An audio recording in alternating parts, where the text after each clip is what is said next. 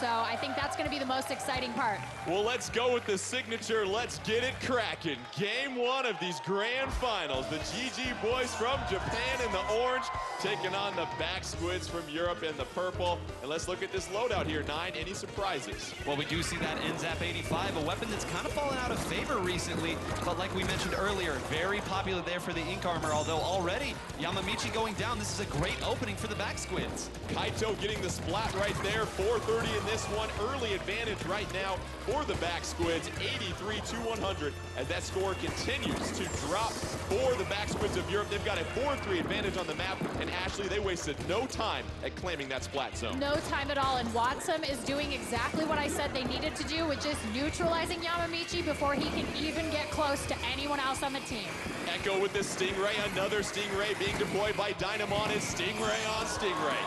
And we have the GG boys seizing control of the zone, putting that 38-second penalty on the back squids, Nine. Yeah, and it was great that Dynamon was able to not go down in that situation. A trade is not what they wanted because they did not have as much pressure in the middle. It allowed them to continue to put pressure down with that Stingray, although it does look like it switched all the way back. Back squids reclaiming control of the zone. 51-87 as they cut into that penalty. Kaito with another splat on Yamamichi. 4-3 on the field, 4-2, and you start to see the forces for the back squids here, Ashley, push forward and try to keep the GG boys at bay. Yeah, I really like seeing what Echo's doing here with the splatling. He is literally keeping everyone out of this lane that Dynamon is trying to put some ink down on so that they can get around and try to flank. Back squids looking to make a statement in game one against the GG boys, but here come the boys. They're back in town, and they've got control of the zone at this point. And Nine, you look at Yamamichi on that Inkjet, pairing it with the Ink Storm. Beautiful use of both specials. Absolutely, and you know, Yamamichi at the beginning of this match kind of got caught out by himself, maybe a little bit too aggressive. I like that he didn't go in too deep with that. He's applying pressure here, but he's not too far from the rest of his team. Yamamichi dodging and rolling, trying to super jump back. Here comes an Inkjet and a baller being deployed for the back squids. Zone is at neutral at this point. Reclaimed by the GG boys. They're now just 18 seconds away from tying this game up. We've got a 3-1 advantage on the field for the GG boys as another back squid goes down, and it looks like Yamamichi has found his rhythm, and now it's the GG boys putting pressure on the back squids, Ashley, as Japan takes the lead. Yeah, I mean, this is what they do best. They are so good at making sure that if there is any tiny bit of taking a step too close to their base, they can take advantage of that and really convert. And that'll do it. The GG boys turning the tide of momentum against the back squids, locking things down and getting the victory in splat zones and 9. We really seem to see the GG boys settle down and really play some excellent play, and they stayed alive and put the pressure on the back squids. And at the beginning, they were getting separated. They were starting to get a little bit staggered. We saw almost immediately Yamamichi went down, but once they got locked out that second time, they grouped back up. They used Dynamon's Stingray to push back in. Even if you don't splat somebody with it, sometimes the damage is enough so that someone else can come in and get that assist. And at that point, it was all about the lockout. But also the back squids coming out aggressively, Ashley. They were able to secure the zone, hold it for the majority of the match early on, but then you saw the GG boys take control of it. And splat zones is a hard mode to come from behind them, but we saw the GG boys able to accomplish that. Yeah, I mean, the thing is at the very beginning, I think you were right. I think Yamamichi maybe got out there by himself and was maybe a little bit exposed and was able to get splatted a couple of times by the back squids. But then once they all kind of found their rhythm, got together, communicated with each other, again, like I think we started seeing a very team-oriented rush at certain points where Dynamon was giving them lots of cover with that Stingray, and I think that led them to victory. GG boys take the first game in this championship final, best of 7. Up next, we have tower control. So let's take a look at the basic layout of that for those of us that haven't had a chance to play this glorious game mode. Ride the tower into the enemy's base. Yes, it's a tower in tower control. Surprise, surprise. The tower moves automatically on a set path once a player is on it, and if the battle ends without the tower reaching the goal, the team with the lowest goal distance wins. But we talked about this yesterday, 9. Those checkpoints are going to be different in every single stage, and being able to manage and get past those checkpoints oftentimes makes the difference. And if you do have a Stingray, you're going to use it. If you're not tired of Stingray, you will be by the end of this mode. Stingray is so powerful for clearing off that tower, especially if it gets stuck at that checkpoint. You know exactly where everybody's going to be. Just clean it up, let your frontliners go in. It's a nice back and forth. And what we saw yesterday with the GG boys, Ashley, we saw Dynamon using that heavy splatling on the tower, and instead of using the charger, you look at the ability of the heavy splatling. What advantages does it have? I think for Dynamon, I mean, he's a roller guy, right? So I think we see a lot of the heavy splatling as opposed to a charger, just because, one, you can put down so much ink on the ground and give lanes to your teammates, where with a charger, you're maybe putting down a little bit less ink, you have to be a little more precise, and also you leave yourself open to people coming around and flanking you from behind. Nine, let's chat about some sub-weapons here. What do you think plays well in tower control? Well, if you've got a bomb, now's the time to use it. Pretty much all of them great, but if you have some toxic mist, you know, it's not a bad idea. The people who are on the tower, they're going to be trying to fire back at you. You throw that toxic mist on there, suddenly they don't have those resources, makes it a little easier to stop that push. We'll be doing tower control on Wahoo World. The players changing their abilities, changing their weapons at this point, but you look at Wahoo World, a level that just dropped recently like it's hot, and your thoughts on what we're going to see from the stage here, Ashley? I am really looking forward to how these teams handle tower control, because this map is so new. It's the newest map, and they've had the least amount of time to work on it and to really figure out what their strategy is. So we might see some improvisation here as we kind of get closer to the end checkpoints. Let's get set for game number 2 in this grand final of the Splatoon 2 World Championship. A wonderful crowd here at the Belasco Theater on hand to see who will be crowned the champions of the world. You're going to have the GG boys of Japan in the blue, the back squids of Europe in the green. Let's take an initial look at the loadouts and please guide us through this, Professor Nine. Well, this was the money comp for them last time. We saw that incredible Game 5 tower control match. It was Echo on the Charger and Majin on this Rapid Blaster Pro. Echo, like you said, Ashley, a big responsibility, needs to get some picks early on to help start this push. Dynamon not wasting any time getting control of that Stingray. A splat for splat, but already a 3-1 advantage on the field for the GG boys, but the tower gets stuck right there. Taiji trying to make some ground, ink some turf right now. Going to use that inkjet, trying to put some pressure on the spawn of the back squids, but now it's 4-4 on the field. Tower reclaimed by the GG boys as Dynamon trying to lock things down like a padlock, Ashley. Yeah, I think that was really smart by Taiji to get forward, try to keep people away from getting toward the tower so that they could put some numbers up on the map. And Nine, we see Kaito at work at this point. What have we seen from the back squids in their strategy early on? Well, actually, things were looking kind of bad for them. Yamamichi was taking the attention of 2 people, but Kaito was actually able to almost single-handedly push in and get the splats necessary to stop that. We do see the Stingray here. This push might be a little bit delayed, but their defense has been strongest so far. You saw Kaito with the inkjet and a couple of GG boys swimming out of harm's way, and now Watson once again with that slosher. We know a few teams yesterday were seeing buckets in their nightmares thanks to Watson and what he was able to do. And now the back squids have control of the tower. They start to improve their scores. Watson continues to provide some support. Yamamichi, though, gets the splat on Watson, trying to put some pressure on the tower. And that's how you play some defense right there, Nine. How many times are we going to say this guy's name? Yamamichi found a way behind all of that pressure, took out the defender of the tower, and it gave his team the chance to come back in and clean it up. What a play. Etana using the Ink Storm, Inkjet by Yamamichi being deployed as well, too. So you've got a couple of specials in use right now for the GG boys, and a couple more in the tank. Keep an eye out for the Stingray. Oh, Yamamichi putting on a clinic for right now until Watson's able to stop things. Ken Watson, that baller against the Inkjet, taking on 2 GG boys. Oh, look at the splat as Taiji goes down, but enough of an effort there by the back squids, Ashley, to try and slow the progress of GG boys. Yeah, absolutely. I mean, gosh, Watson is just such a menace. I've never been more terrified of somebody carrying a bucket in my whole life, and honestly, it's working for him because Echo is on the tower and they are riding it in. 68-75, tightly contested match here. No team has cleared the first checkpoint. Oh, Echo! Unbelievable one shot right there, Nine, as the Stingray able to pay back some retribution for the GG boys. Dynamon is one of the biggest buzz kills I've ever seen. They had all the momentum going there, but he did not go down. They do lose the lead, but they're in a much better spot to defend this. Though the super jumps are back, this is getting dangerous. The back squids putting some pressure on the GG boys, but the GG boys climb back up on top of the tower. 4-2 on the map, 2 minutes left. 14-point advantage for the back squids of Europe. Can they swim their way into a victory in game 2? Taiji with a couple of forces right now. 4-3 on the field. They're looking for a big numbers advantage. Inkjet ready to go. Oh, but gets splatted just in time as the back squids continue to provide some defense.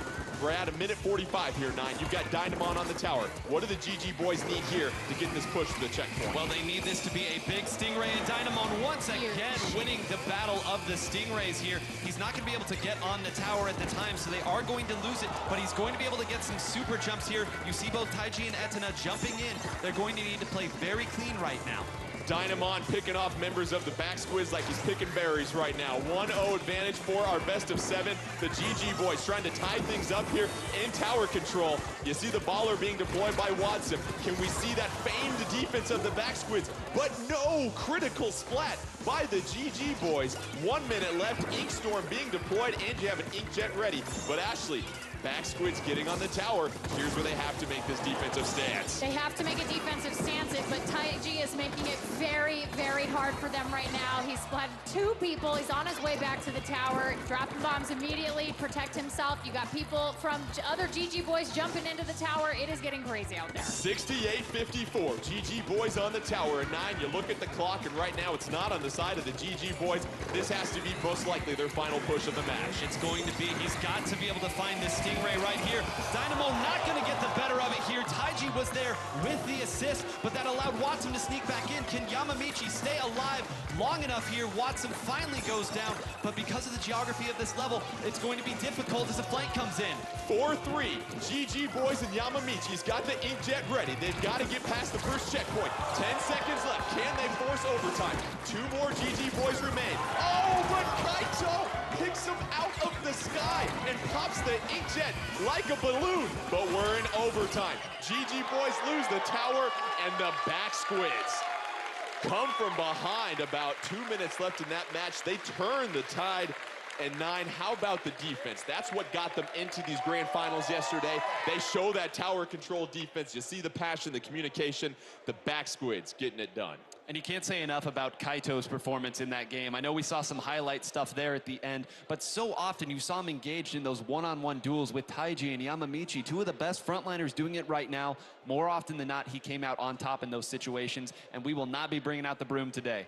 And Ashley, we saw a lot of Stingray versus Stingray, and it seemed like a critical point at the end where you had both of those, and the back squids were able to get that splat on Dynamon. That really seemed to secure the victory for them. It really did. I mean, I would say that was the clutch moment where if Dynamon had survived through that entire Stingray and had taken out Echo, instead of it being a trade, I think this could have been a very different end. Just an exhilarating match. Let's go ahead and look back at some of the replays here. And 9, walk us through what we're seeing here, because we saw the momentum swing side to side throughout this match, but here's Watson.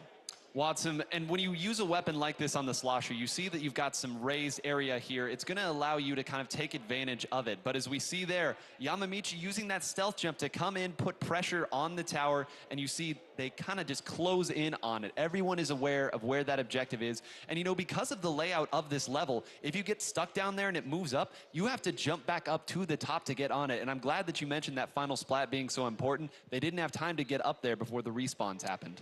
So now it's 1-1. We're guaranteed at least a game 5. So that's a treat for everybody here. Both these teams, as you see how evenly matched they are, Ashley, and the passion and also the organization we're seeing from both of these teams, these pushes. What can you say about the back squids and what we've seen the last couple of days from them?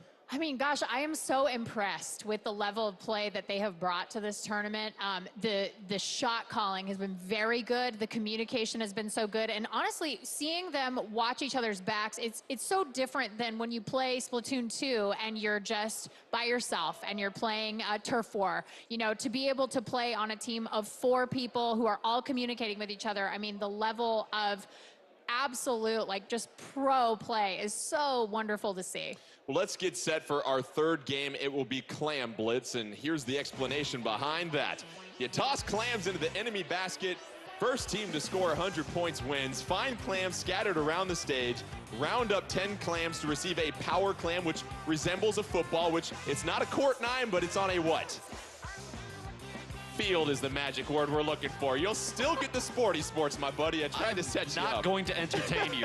I am not going to do it today, sir. A power clam is needed to break the basket's barrier. 1 clam equals 3 points. A power clam equals 20 points on the field of play out there. And this is one of those game modes, 9, where it can be a little chaotic. You talk about clam management and the currency that's on the field at this point. We call it the clam economy because it's so important to have your clams. We saw yesterday in the Set to Destroy X versus Back Squids game, Set to Destroy X had moments where they were pushing up, but they just didn't have the clams to follow it up. Because of that, teams will sometimes wait until they have enough of those power clams to really make a dent, because there is a penalty associated if you aren't able to score enough points. And you don't want to give a pity clam to the opposing team, especially when they're already in the lead. They're getting set with their gear and their weapons. It will be Clam Blitz on Manta Maria and Ashley. You look at Manta Maria in the middle of this stage is really where things happen, being able to control that area. But what else do we recognize about this level? I mean, I think this is a really long, thin level, right? And so and it's also a little bit of a smaller stage. And so with Clam Blitz, I think there's a lot of verticality of that crow's nest. I think we're going to see a lot of, we're going to see some long range action here.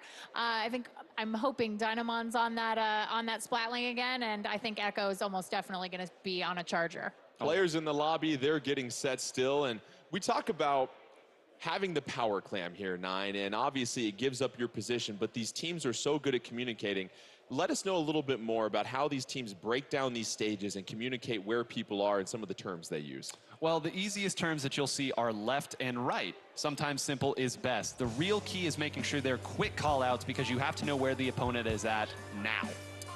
Let's get set for Clam Blitz on Manta Maria. You've got the GG boys of Japan in the purple taking on the Back Squids of Europe in the green. And let's break down these loadouts here and some of these main abilities. We saw a lot of stealth jump there, 9.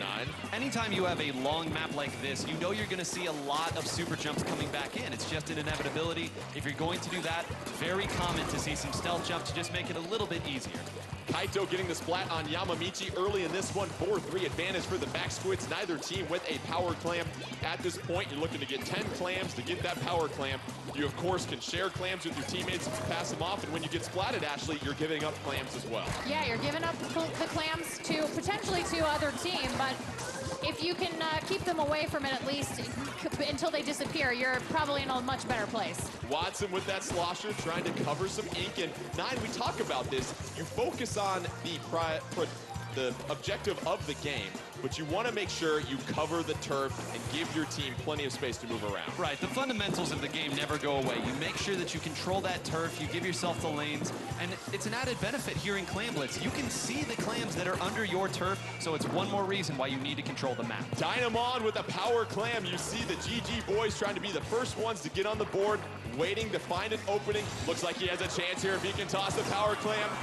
And he has a completion with the barrier, and now it's the early advantage for the GG boys. However, the Back Squids are able to stop everything and do a complete wipe of the GG boys here, Ashley. That's one of the things that is so dangerous about doing those really big pushes with 3 team members or more, is that you're really risking an entire team wipe, and that's exactly what just happened. And 9, you see Majin dropping the power clam, another teammate picking it up, and when you talk about having 3 power clams on the board, that changes the priority for the GG boys. Zach, where do you put your defenses here? There's too much pressure coming in. They're going to set up this jump. The baller has gone in on Watson. Here they come. Here they come.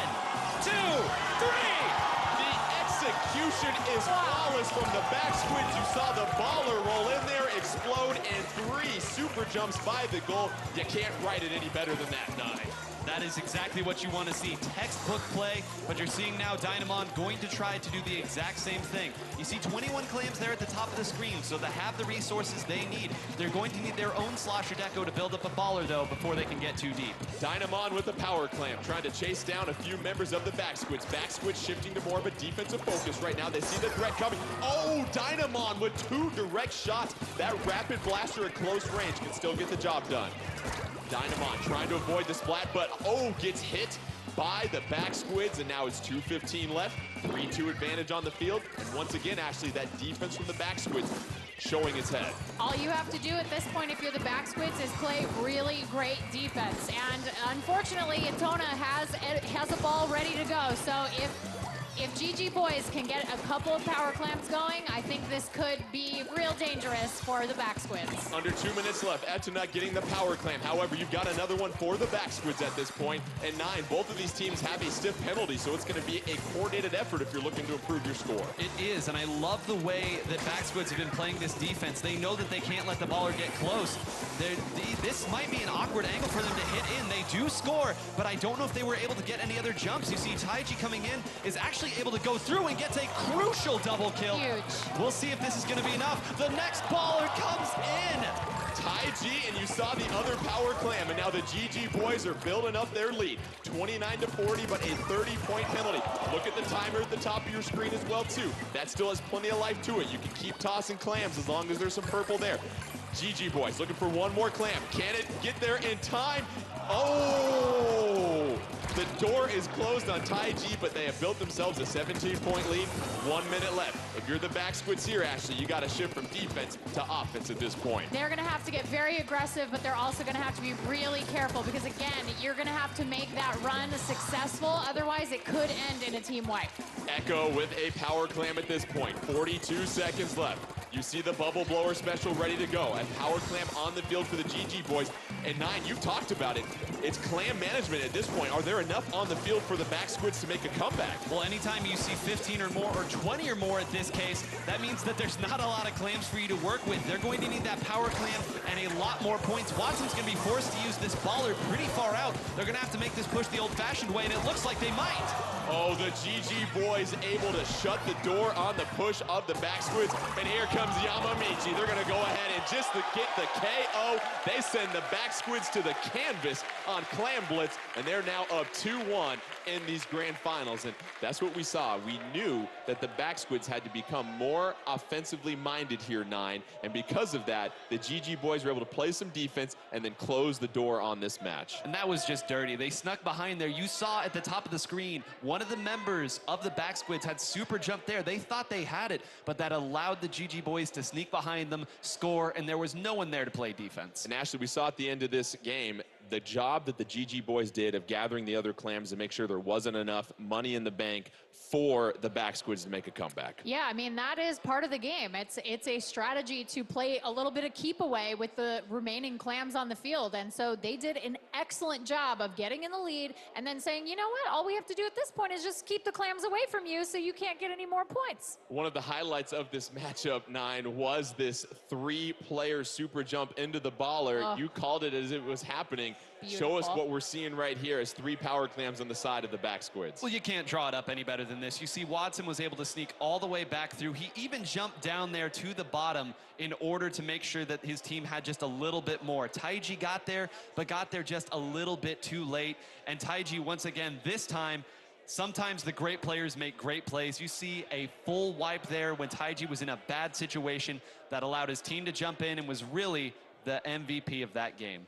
And it seemed like that was most likely the most critical point. Sure, you'll see highlights of that triple super jump, but Taiji's ability to lock down the base, get that wipe, really secured the victory for our GG Boys. Yeah, I mean, Taiji and Yamamichi are just incredible frontliners. They're so good at winning those one-on-ones, and that ends up in conversions, and you are going to be in a really good position if you can win those one-on-ones. 2-1 advantage in our grand finals, courtesy of the GG Boys. We get set for game 4. It's going to be Rainmaker, so here's a rundown for those of you at home so you can follow. You're going to carry a mystical missile launcher, 9.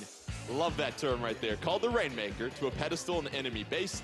The Rainmaker is initially located in the center of the stage and is protected by a barrier. If the battle ends without a KO, the team with the lowest goal distance will win. And take us through some high-level strategy with Rainmaker. Where does the coordination begin with this mode? Well, you want to make sure that you have an alleyway secured before you make that push. There's, of course, moments where a scramble occurs, you take 2 or 3 down, and you just run it all you can. But these teams are so good at identifying where the Rainmaker is going to go and being preemptive. Don't be surprised if it takes a 2, 3, maybe even 4 down situation before they're willing to pick up that Rainmaker. And a lot of times, Ashley, with that Rainmaker, you really have to be efficient. You've got to stay on the back line, it seems like, because you do want to plow your way forward, but you have to let your teammates clear the way and clear the threats for you as well. Yeah, there's a lot of trust involved in Rainmaker, I think. So you have to really trust that your other 3 teammates are going to be taking good care of you and giving you some time, one, to load up the Rainmaker and actually fire it, because there's a little bit of a delay there.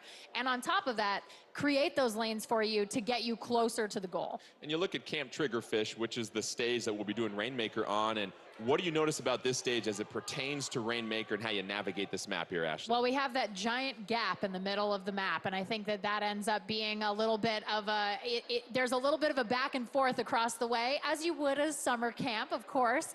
And I think it's going to be a really fun thing to watch some of the longer range weapons get across that divide and really start picking off people. And 9, as far as loadouts go with particular weapons, you know, we've seen a wide variety already in the first 3 game modes, but Rainmaker, what do teams tend to typically focus on? Well, Stingray, especially on a map like this, going to be very popular. It's a long, narrow pathway that teams tend to run, but don't be surprised if we see something with a wall, because teams tend to go on that netting on the left side of the map. We might see that brand new fresh Gluga Dooley that we saw. Got the baller and just as I say it, the man does not even need a crystal ball to call that out. You see the Gluga Doolies. GG boys from Japan, the GG boys from Japan in the yellow, and you've got the back squids in blue for Team Europe. 2-1 as we get set for game 4, and Etna already with the Rainmaker trying to advance and improve on the score, and the GG boys trying to make this a quick one.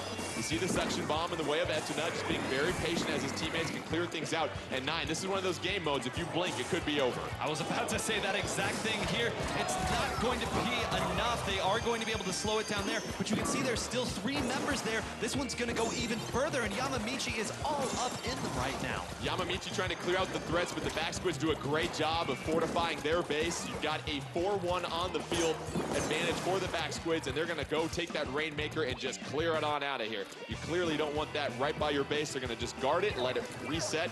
4-3 on the map, and here we see Echo with that charger once again. Ashley, and picking people off once again. Absolutely beautiful. Echo is so good on that charger, and I was surprised he wasn't on it last game, and I am just more than happy to see him on it this one. 3:50 left in this one. 3-3 on the field. Make that 3-2 now, courtesy of the GG boys. They have the advantage and the lead, 30-0 at this point on Camp Triggerfish.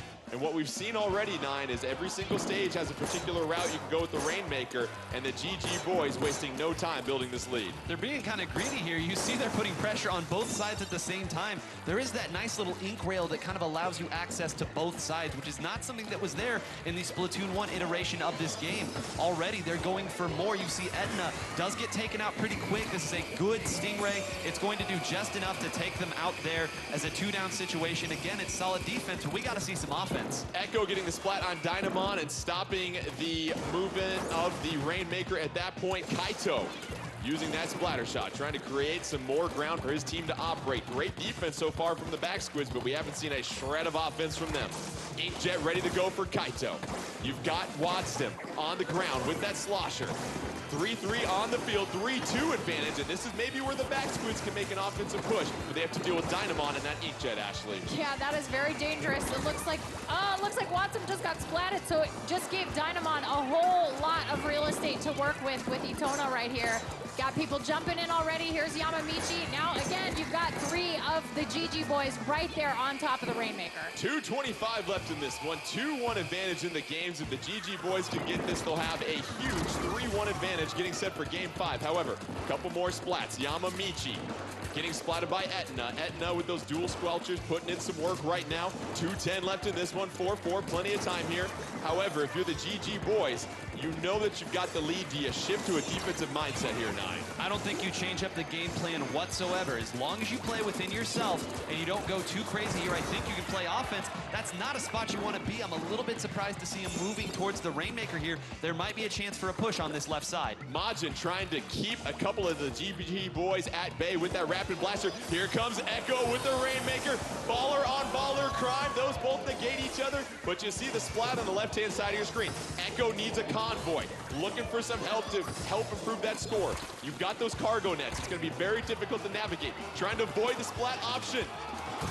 Echo getting behind the defenses, but it's not enough. And you see the score there, 9. It was 30-30, but because the GG boys got there first, Backsquid's back at 31. Can they get anyone up there? Kaito's got to run up there and grab that. The Inkjet's not going to be able to do so. The splash wall might have saved him. Kaito is able to get one, but they're going to need someone else to come back there and pop it. Kaito can't do it himself. He has to focus on the threat that's ahead. The Stingray up to help them. Can anybody grab it? Kaito gets a couple of splats. Here comes Majin, and the Backsquids take the lead. Here comes the slam dunk, and the Backsquids able to do enough and put some pressure on the GG boys, and they lock this thing up here, Ashley. Wow. 2 games to 2. I mean, I really thought that Rainmaker was gonna go away. It could have had to have been the last second for that Rainmaker to still be on the map. And Majin just picked it up and jumped over the top of someone and walked it in. It was crazy. 9, how about that concentrated push at the end? It just seemed like it was an endless stream of Backsquids deploying right in that area of the map against the GG boys, and the GG boys unable to reset that Rainmaker. Let's take a look at the replay from all of the action that we just watched. And 9, you look at how much these teams were battling back and forth, but here comes Echo at the pivotal moment of this match. So many things going on right here. You see Majin had already worked around that backside and was able to get Echo this far into it. He jumps up here, throwing caution to the wind, but the splash wall just enough to slow it down. But credit to the Backsquids there. They gave themselves the position to super jump in. You could not have timed that dual special push there any better. Yamamichi trying his best, but with coordination like that, there's nothing a single player can do. The 4-0 wipe like Charmin at the end right there. Excellent job. And you see the Stingray getting the critical splat, able to stop things right there. And Ashley, we now have ourselves at least a game 6. I mean, this is what we all want as Splatoon fans. This is the thing you want to see. We wanted to see a real championship match, and that is exactly what we're looking at. We get set for a game 5 in our best of 7, and both of these squads back and forth, and that's a huge match right there, 9, because if you aren't able to get that victory, you're now down 3-1. You would have to beat the GG boys 3 times in a row to become victorious. You now give yourself some breathing room. And you look at how that third game went. It was the Backsquids who got off to that big lead there with that incredible 3 power acclaim score at one time, and then it was the GG boys saying, we're just going to take the win right out of those sails. That time the roles were completely reversed. It was the GG boys who came out on top at the start, but credit to the Backsquids, they just kept fighting the whole way. And Ashley, the GG boys got out to the huge lead, the early advantage. It looked like they were almost about to win the game the first 30 seconds, but you saw the difference from the Backsquids. They never give up. They always believe, and that's so important when you get to these grand finals. Absolutely. And one of the things that I'm always impressed with all 4 teams that have played in this tournament is the ability to remain calm. I know that whenever I am in a situation similar to that while I play Splatoon, I am a panicker. And I'm like, oh, I got to pick up the Rainmaker because it's just sitting right there in front of me. And these teams show incredible restraint when they know, like, no, I'm not the Rainmaker carrier. I'm going to wait for my teammates. I'm going to have a coordinated push. Like, we're going to do this together. And they've done, all of them have done such a good job at that. Game 5 will be splat zones in the Reef. And Ashley, it was one of the first stages many people got their hands on when they first played Splatoon 2. Tell us about this stage, especially as it pertains to splat zones. I mean, I love the Reef, and I think that this is the map that the teams have had the most time with, I would say, out of all of them. And so the Reef is the one that, you know, I feel like it brings us right back to classic Splatoon, the fight on the bridge. It's time for a fight on the bridge. Splat zones in the Reef. A couple of scoops of vanilla ice cream when it comes to game modes here. Just under 5 minutes, you have the Backsquids in the blue. And then in the green, you've got the GG boys. And tell us about the loadouts we're seeing here, 9. Well, this is not a map where you're going to bring out your long-range weapons, and we already see Echo making his presence felt on that blaster, but it's going to be a 4-0 wipe now from, again, both of these short-range compositions, but now the lockout starts. If you remember, the first Flat Zones game that we saw started exactly like this. Can the Backsquids turn the tides? Watson with that baller ready to go, trying to avoid both a sprinkler and a couple of curling bombs and an inkjet. It's raining down ink all over Watson. He goes ahead and deploys the baller to help protect him, but here comes Etna trying to turn the tide, trying to get the zone. Oh, critical splat from behind, and already the Backsquids out to a 50 to 100 lead here, Ashley. I mean, this has been very good play. They took out Dynamon on that roller very early on in the match, and I think that was so key to help them take over the splat zone, but it looks like GG boys took it right back. GG boys, they grab the zone. It's now 80 to 50, and that clock continues to tick, and we talk about that lockout phase. This is very similar to the last matchup on walleye warehouse we saw here, 9. The GG boys able to reclaim the turf and then put the pressure on the spawn for the back squids. And the positioning of Dynamon here is going to be so important. He knows he's got the longest effective range of all the weapons currently on the map. That's why you see him sitting there at the front of the bridge. He knows they're going to come from that way, and because he's been positioned so well and assisting his team, it's starting to look ugly. GG boys take the lead. It's 30-50. That clock continues to tick. Very difficult situation for the back squids. They've got 4 squids out there, make that 3, but only 1 special ready to go. Can Watson put some pressure? Kaito gets the splat on the backliner of Dynamon. Trying to get another splat. Critical double splat, and I think those splat bombs might take out the spawn. And yes, you've got a 2-0 wipe for the back squids as they now reclaim the splat zone here, Ashley. That was a huge, huge, huge, huge clutch play right there by Majin. I mean, being able to stay alive through all of that is massive, and that is why they are in charge of that splat zone right now, and they're going to go ahead and clear out that penalty. Dynamon going to deploy the ink armor.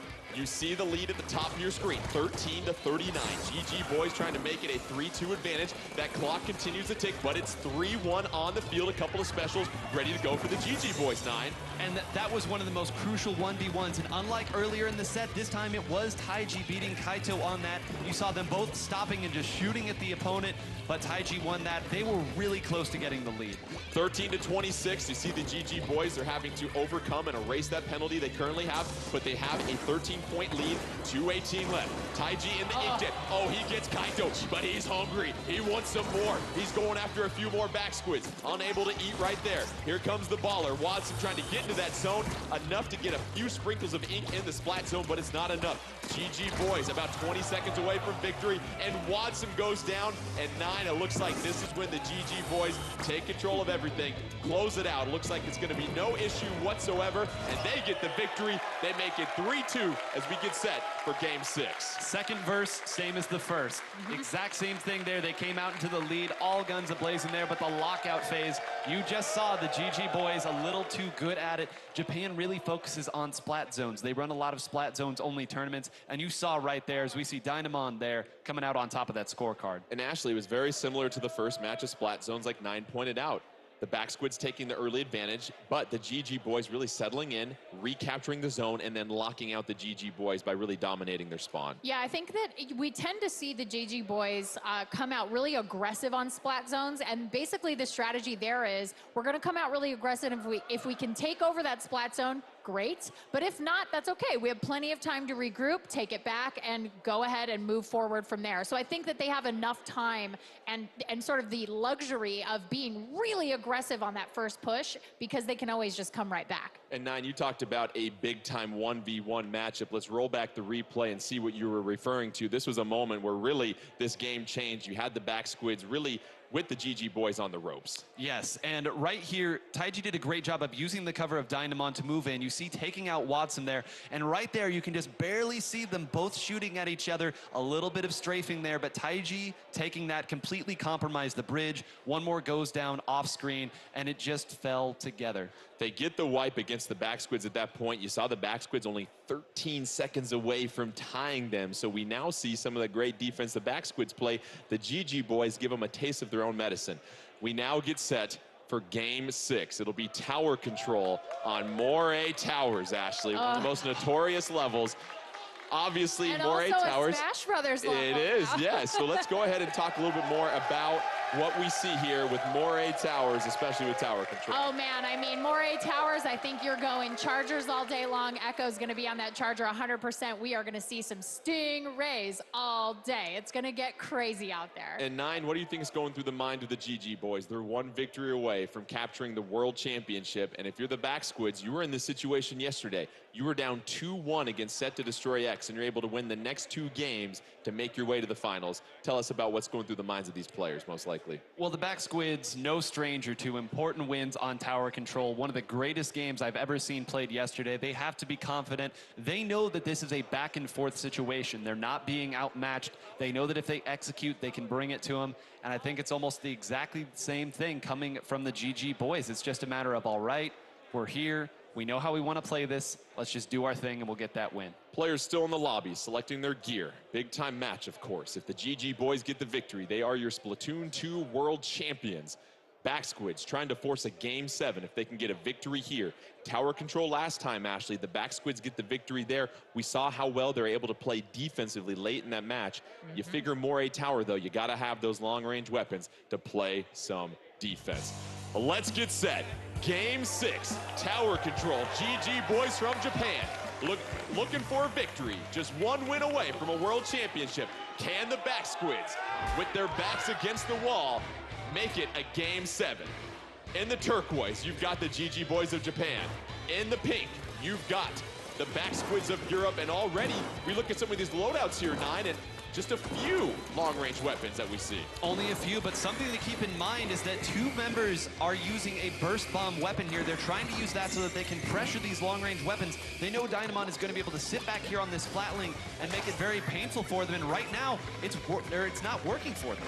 GG boys on the tower. If you remember last year, Dynamon, part of that Dynamu team, they were looking to extend the match themselves on Moray Towers. What poetic justice it would be if they can get the victory here today on Moray Towers. Early on, Ashley, we see the GG boys trying to get through that first checkpoint. Yeah, I mean, we're going to see a lot of Stingray action back and forth. I think Dynamon is absolutely going to be gunning for Echo very specifically because he wants to keep Echo away from his special for as long as humanly possible. 49-100 advantage for the GG boys in this game 6. The GG boys get the victory here. They are your world champions. Dynamon pushing even more forward with that Stingray. Gets the splat on Echo, and that's going to pave the way. Can the GG boys close this one out? 2 more Back Squids left. Can they play defense? 8 seconds left. Will the GG boys be your champions? And they get it done. They send the Back Squids to bed. No story time. And we have our champions of the Splatoon 2 World Championship, the GG boys of Japan. You see the emotion, the joy. Obviously, round of applause for the Back Squids and what they are able to accomplish. Gave us some really riveting matches. We got to 6 games, but it was just too much from the GG boys, and especially what we saw right there, 9, Dynamon's ability to move forward with that Stingray, and that splat on Echo really told the story of this one. That's one of the quickest moving tower control maps in the game. You saw right there, it was just one wipe, and it felt like they walked it all the way down to the 40s to that second checkpoint. And when you run with a shorter range composition like we saw there, we saw both of those short range weapons. If you do get boxed out, it becomes incredibly difficult to get back in. But once Echo went down there at the very end to that Stingray from Dynamon, like you said, Dynamon knew who the target was. They needed to take out that sniper. They did that, and they walked in at the end. Yep. And Ashley, we got a chance to witness the championship last year in That's 2017. right. And how Tower good do you think this feels for Dynamon? On tower control, their journey was stopped. Overtime, 3 squids on a tower, and they all got splatted. It was heartbreaking. I think this for Dynamon has got to feel really great. You talk about retribution. The GG boys are your champions of the Splatoon 2 World Championship. Give them a round of applause, but also the Back Squids a round of applause. Wonderful, wonderful job. And Nine, what can you just say about the tournament action we've seen over the last couple of days? Well, I know I said a bunch about yesterday's action and how great of a set it was, but today lived up to expectations. We saw emotion. We saw highlight level plays. We saw weapons of all kinds coming out here, and I think it speaks to how great of a game Splatoon 2 is that you can see such a great variety of weapons. Well, we have some awards for our victors and for the trophy presentation. Let's bring him out again, the producer for Splatoon 2, Mr. Nogami.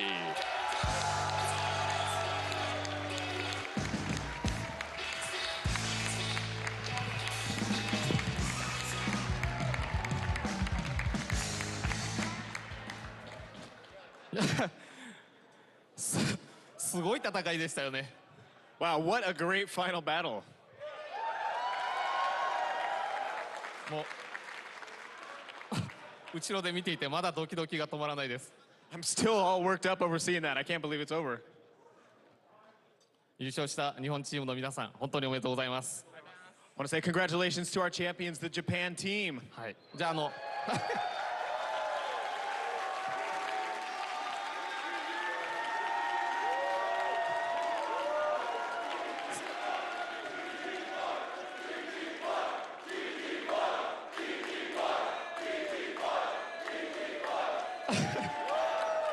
それでは、優勝した皆さんの栄誉をたたえてメダルの贈呈をしたいと思います。 Now we'd like to present our winning team with some medals.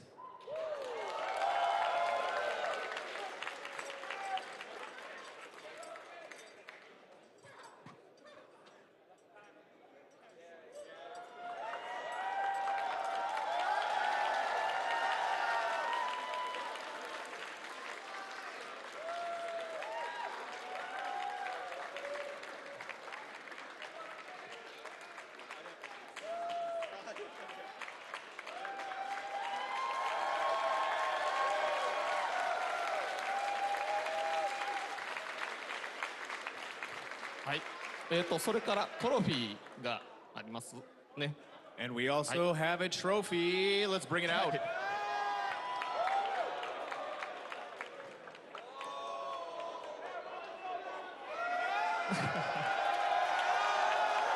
はい、昨年の大会でアメリカチームが持ち帰ったトロフィー、今年は日本チームの手に渡りました。Well, this trophy went to the American team last year, but this time it's going to the team from Japan. じゃあここで、じゃあここで記念撮影は大丈夫ですか？ Will we be taking a couple pictures? Let's maybe gather behind じゃあ the 皆さん table. で、じゃあぜひトロフィーを真ん中にポーズを取って。まずはチーム4人で。持っています？重いですよ、気をつけて。せーの。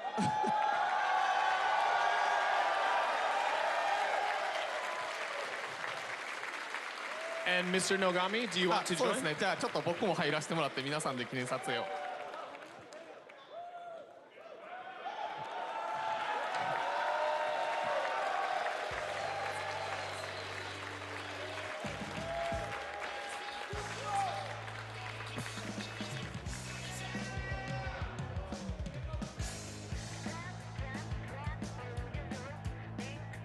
いや本当に皆さんお疲れ様でした。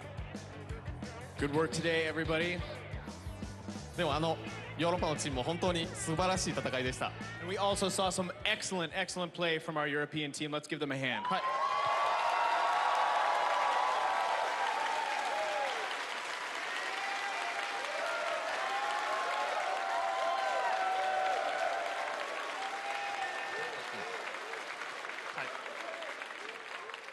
それでは最後に僕の方からちょっと挨拶をしたいと思います。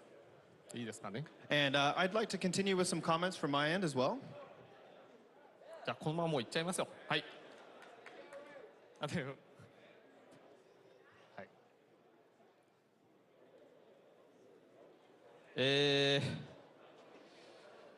まずはもう一度改めて優勝した日本代表の皆さん、ですからおめでとうございます。We'll finish by sending our Japanese team off the stage with one final congratulations. Let's hear it for them.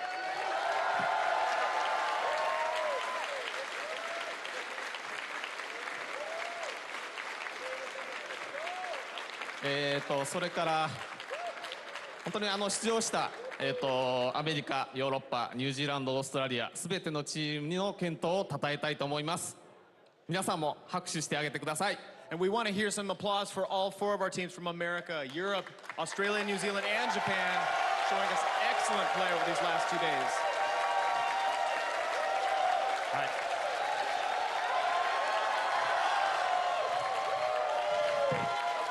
そして本当に会場にお越しの皆さん、あとインターネットから中継でご覧の皆さん、この大会を盛り上げていただいて本当にありがとうございます。I also want to give thanks to all of our people who waited so long to get into the hall today. Everybody watching this broadcast online at home, thank you for your support.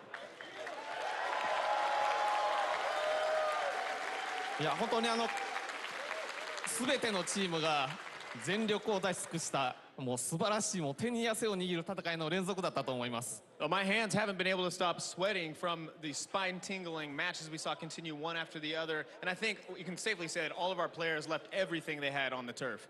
で試合の結果ももちろん素晴らしいんですけども、何より僕が素晴らしいと感じたのはこの大会を通じて世界中のプレイヤーが交流を深めたことだと思います。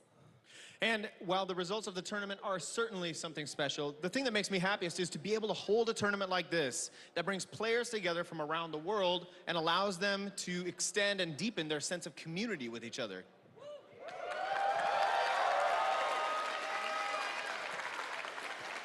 ゲームが世界中の人々をつなぐ架け橋になっていたら研究しているものとしてはこれ以上の喜びはありません。And as a researcher, you know, there's no greater joy than to use an event like this as a sort of a bridge. If we can use games, things like this, to bring players together and bring them together, extend that communication I mentioned earlier.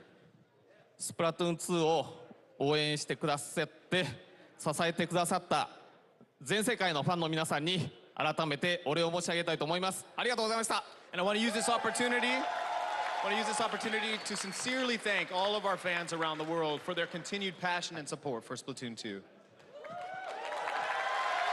Thank you so much.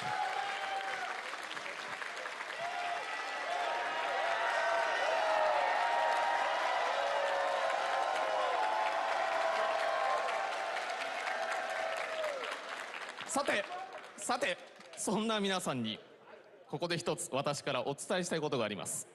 But now that we have you all here, there are a couple of things we'd like to share with you.